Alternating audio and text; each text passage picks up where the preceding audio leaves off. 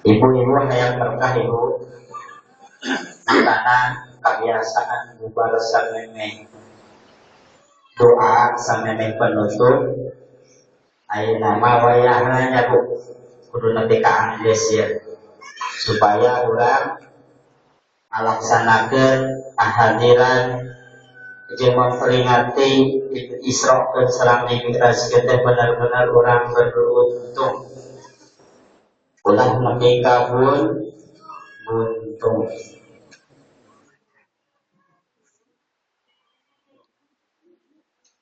Acara yang kita laksanakan pada kesempatan pagi hari ini pertama yaitu peringatan di Isra dan di Mi'rajkannya baginda kita Nabi Muhammad sallallahu alaihi wasallam. Syekh Nawawi Tanara Banteni mengatakan di dalam kitabnya Nuzulam,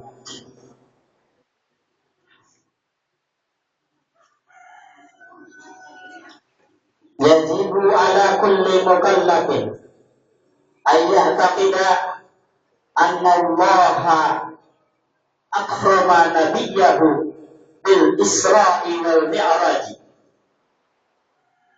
Wajib terhadap manusia yang akil dan balik. Kalau diambil kata mukallaf ini orang yang dibebani aturan. Ulama-ulama fikih mentafsirkan kata mukallaf orang yang sudah balik dan yang telah balik dan mempunyai akal yang sempurna.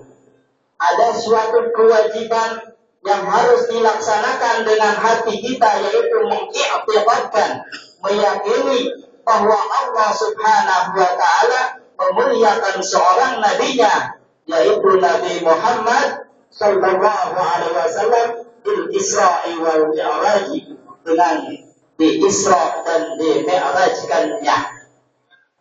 Telah sama-sama kita maklumi dan kita ketahui, dan bahkan saat ini kita peringati Isra Mi'rajnya Rasulullah sallallahu alaihi wasallam ini. Kejadiannya 1 tahun sebelum hijrahnya Rasulullah sallallahu alaihi wasallam dari Mekah ke Madinah. Wa qabla hijratin nabiyil Isra di Makkatin lailan di Qudsin Ibrah. Berarti kalau kita hitung dari semenjak di Isra dan di Mi'rajkannya Nabi Muhammad sallallahu alaihi wasallam sampai sekarang, dimulai tahun Hijriah sampai sekarang sudah sampai 1435 Hijriah, ditambah 1 tahun sebelumnya, berarti peristiwa Isra Mi'raj ini sekitar 1436 tahun.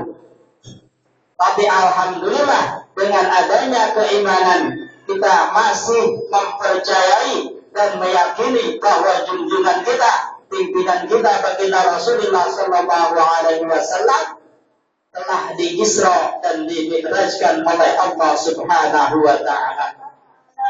Isra Mi'raj ini min atammi mu'jizatihi Rasulullah sallallahu alaihi wasallam, termasuk di antara sebagian yang paling sempurna di antara berbagai macam mukjizat yang Allah berikan kepada baginda kita Nabi Muhammad sallallahu alaihi wasallam.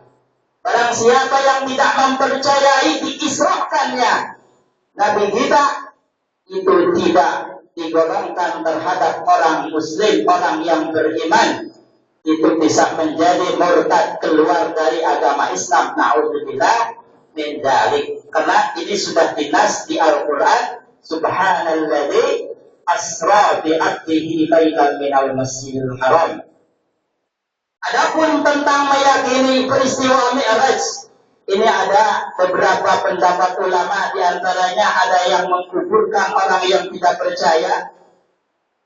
Tapi kaul yang terkuat di antara perbedaan pendapat tersebut, kalau tidak percaya dimi'rajkan, itu tidak sampai kubur, tapi fasik gede, fasik besar, yaitu berdosa besar. Alhamdulillah kita yang hadir ini membuktikan bahwa kita ini masih percaya di Isra dan di Mi'rajkannya Nabi Muhammad Sallallahu Alaihi Wasallam. Di situ kita bisa mengambil hikmah. Kenapa diperingati Isra dan Mi'raj? Kata ulama ada empat harapan. Pertama, i'tibar, kita mengambil contoh-contoh dari perjalanan Isra Mi'rajnya Rasulullah Sallallahu Alaihi Wasallam. Yang kedua, ditasyafu, mengharapkan mendapatkan pertolongan syafaat dari baginda kita Nabi Muhammad Sallallahu Alaihi Wasallam. Yang ketiga, intifa, mengambil suatu kemanfaatan dari peristiwa tersebut. Yang keempat adalah tabaruk, mengambil berkah, mengalap berkah dari peristiwa tersebut. Semoga dalam pelaksanaan peringatan Isra dan Mi'raj ini, harapan-harapan, tujuan-tujuan tersebut tadi kita dapatkan, kita hasilkan, sehingga kita pulang dari tempat ini benar-benar membawa keberkahan yang sebanyak-banyaknya. Amin ya rabbal alamin. Nah, dalam pertemuan yang dalam perjalanan Isra-nya Nabi Muhammad SAW dari Masjidil Haram sampai Masjidil Aqsa ini, kalau diperhitungkan, ada ulama yang mengatakan 17 pertemuan. Itu menandakan untuk kita diwajibkan sholat yang 17 rakaat. Akan diwajibkannya 17 rakaat. Terus ketika perjalanan Isra dari Masjidil Haram sampai Masjidil Aqsa, beliau baginda kita Rasulullah Sallallahu Alaihi Wasallam turun berhenti sampai 5 kali berhenti. Ini menandakan bahwa nanti untuk baginda kita dan para umatnya akan diwajibkan sholat yang 5 waktu. Setelah itu, secara singkat saja, setelah itu baginda Rasulullah Sallallahu Alaihi Wasallam dimi'rajkan dari Baitul Maqdis, dari Masjidil Aqsa sampai melewati langit ke-7, terus ke Raqrat Mustawan, beribu-ribu alam cahaya sampai melewati Sidratul Muntaha, perbatasan makhluk bawah Sidratul Muntaha dan makhluk atas Sidratul Muntaha. Tapi dengan mulianya baginda kita, beliau Rasulullah Sallallahu Alaihi Wasallam diperlihatkan sampai bisa menembus Sidratul Muntaha. Jibril sendiri tidak bisa melewati Sidratul Muntaha, dan makhluk di atas Sidratul Muntaha tidak bisa menembus lewat ke bawah Sidratul Muntaha. Inilah kemuliaan baginda kita Nabi Muhammad Sallallahu Alaihi Wasallam sampai imuntahiyah ilal arsy wa lam yujawizhu, sampai ke aras tapi tidak melewati aras. Disitulah maqam munajat. Inti dari Isra dan Mi'raj sudah kita sama-sama tahu, yaitu akan diwajibkannya sholat yang 5 waktu, yang awalnya 50 waktu. Dengan syafaatnya Nabi Musa, akhirnya baginda kita Rasulullah Sallallahu Alaihi Wasallam pulang pergi berulang-ulang sampai 9 kali, akhirnya menjadi 5 waktu.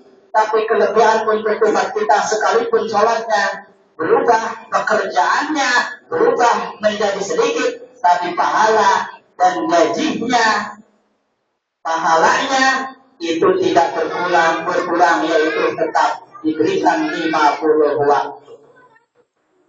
Perlu kita pelajari di situ. Di dalam sholat kita memohon hidayah kepada Allah Subhanahu wa Ta'ala selama 17 rakaat ini, yang fardunya 17 kali, yang sunnahnya berarti 17 kali ditambah dengan subuh kunut, berarti ada 18 kali yang sunnahnya. Kalau yang fardunya 17 kali dengan bacaan ihdinas siratal mustaqim. Nah, yang berkaitan dengan acara kita laksanakan berbusana ini, yaitu kita berharap dan kita mencari hidayahnya Allah Subhanahu wa Ta'ala. Sementara hidayah ini menurut Imam Ghazali tidak bisa ditempuh kecuali dengan mujahadah. Al-mujahadah miftahul hidayah, la miftaha laha siwaha. Mujahadah ini kuncinya hidayah, tidak ada kunci untuk